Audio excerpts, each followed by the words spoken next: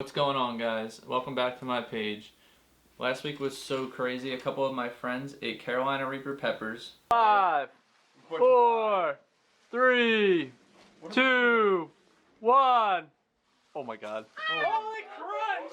So if you want to check that out, I'll link that in the description below. Head over to Andrew's page. And I also shot an intro video for my page, which is already uploaded. So if you haven't checked that out, check it out. But amongst all that, I finally got to sit down and show you guys what's in my travel camera bag 2020. I wrote a blog about this a few months ago, so if you haven't read that, you can head over to my website, read that, and see all this stuff on Amazon. So now I'm going to give you an inside look of what's in my camera bag 2020. Here we go.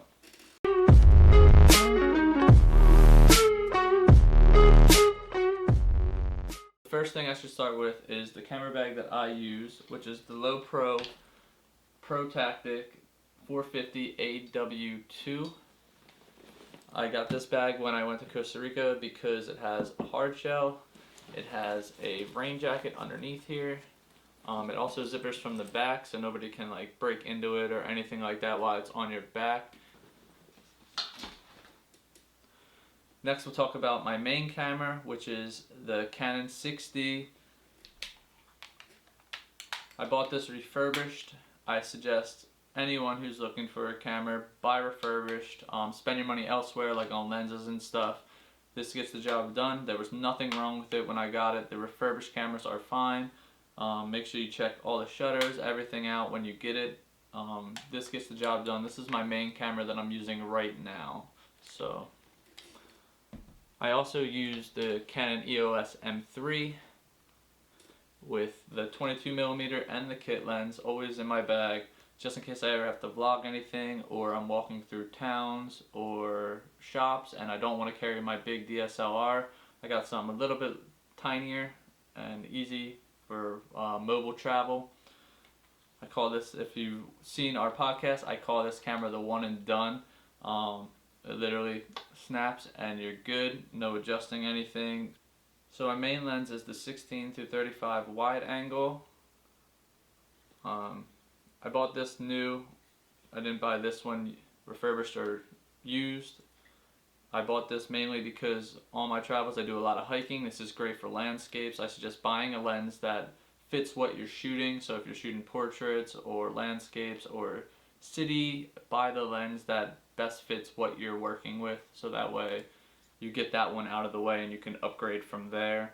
16-35mm, I love this. This is my main lens. It's always on.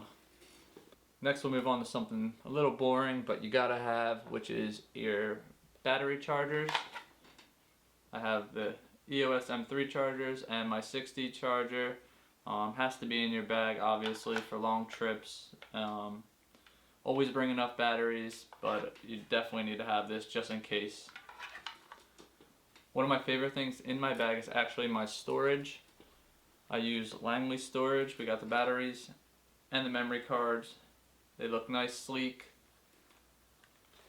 unclips, holds 4 batteries in the battery holder,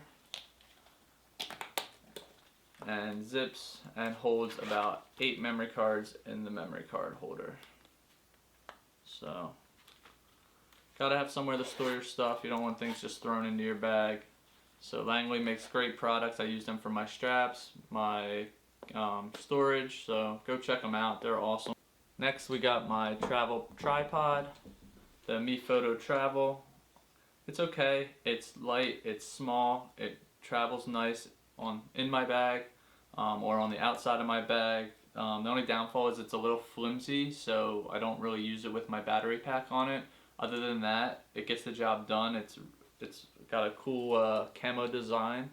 So besides it being flimsy, it gets the job done, like I said, and it's easy to travel with. So this is my go-to travel tripod for right now. I also always carry my Joby, just in case I need something to stabilize footage or I'm vlogging. This always comes with me everywhere I go, even when I'm not traveling, so obviously it's going to come with me when I'm traveling. Next we got the Pixel Pro wireless remote timer. This is awesome. This sits right on top of the camera, and you can click this shutter to take the pictures or whatever you need to do. I use this mainly for milky waterfalls, taking pictures of stars, or I use this for taking my Christmas card last year with my wife. Didn't need to hire a photographer since I am one. Why not use the gear I have and make it easier on myself and save some money? These are on Amazon for like 20 bucks. It is well worth having in your camera bag, and probably one of my favorite things in my camera bag. So check these out. These are awesome. So next we got some more storage. I got the Low Pro mini bag. This basically houses my GoPro, which is also in my camera bag, and any GoPro gear I bring with me. You got the GoPro, you got batteries, you got the charger, any attachments that I need to bring on my trip goes in here. This zips up and slides right into a slot in my bag that I made for it. It's perfect because it goes with the bag, and you can actually adjust the things in the bag to make this slide right in and have its own little home in the bag. So moving on to my filters. My main filter is the Polar Pro Variable ND filter. This is I basically use for videoing. It is 2 to 5 stops, and you can drop it or raise it however you need. It's awesome for videoing. You don't have to really do much to the camera. You can do it all on the filter. And then I also carry a pouch of just some more ND filters, UV filters, CPL filters, all in this one. That also comes with me just in case I need them too. Some of the little knickknacks that come with me are my notebook. I always carry a notebook for jotting down photography things that I learn, or anything about the hikes that I learn, or anything about the trip that I really want to remember and put into videos or write about when I get home. I always have a journal inside my bag. This one stays in my bag. It's mainly for photography and videoing and any notes that I want to take during my trips. The other knickknack that I always have is the Apple Lightning SD card reader. This is so cool because this goes into your phone. The SD card goes in, and you can take pictures right off, put them on your phone, edit them, and post them while you're on your trip. Makes life so much easier. This is awesome to have. I suggest going to get one. These are also a few bucks on Amazon. I will link this one below as well. Check these out. So the last thing that's in my camera bag is my MacBook Air. This is easy because it's nice and sleek and light. It slides right into my bag. I suggest bringing a laptop or an iPad with you on your trips. You can cut back on some of the workload when you get home, edit while you're there, and also, like, who doesn't like having a computer with them to just hang out on and check stuff, you know? So I always bring my Apple Air with me. Slides right in, like I said. It's nice and light, doesn't take up much room. My bag also has a laptop section in it, so it just goes right in there.